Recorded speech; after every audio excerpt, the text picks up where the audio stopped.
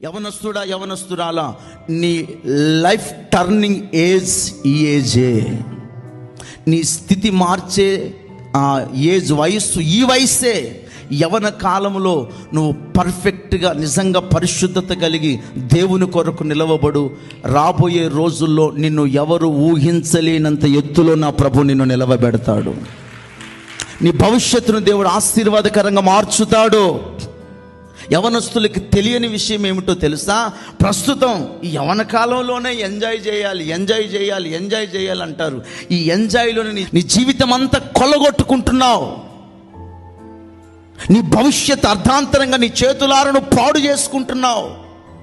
అందుకని యవన వయస్సుని నిన్ను నీవు కాపాడుకుంటే, యవన వయస్సులో నిన్ను నువ్వు భద్రపరుచుకుంటే, ఈ యవన వయస్సులో నువ్వు తీసుకోవలసిన సరైన స్టెప్ తీసుకుంటే స్తోత్రం కలుగునుగాక. ఓ సరైన నిర్ణయముకుండా యవన వయస్సు నువ్వు వెళ్ళగలిగితే రాబోయే రోజుల్లో దేవుడు ఒక ఉన్నతమైన స్థితిలో నిలవబెడతాడు. నిన్నే ఒక యోసేపుగా మార్చుతాడు, నిన్నే ఒక దానియేలుగా మార్చుతాడు, నిన్నే ఒక ఎస్తేరుగా మార్చుతాడు, నిన్నే ఒక ఉన్నతమైన షడ్రక్, మేషక్, అబేద్నెగోలుగా నిలవబెడతాడు. ఒక సరైన నిర్ణయం తీసుకుంటే స్తోత్రం కలుగునుగాక.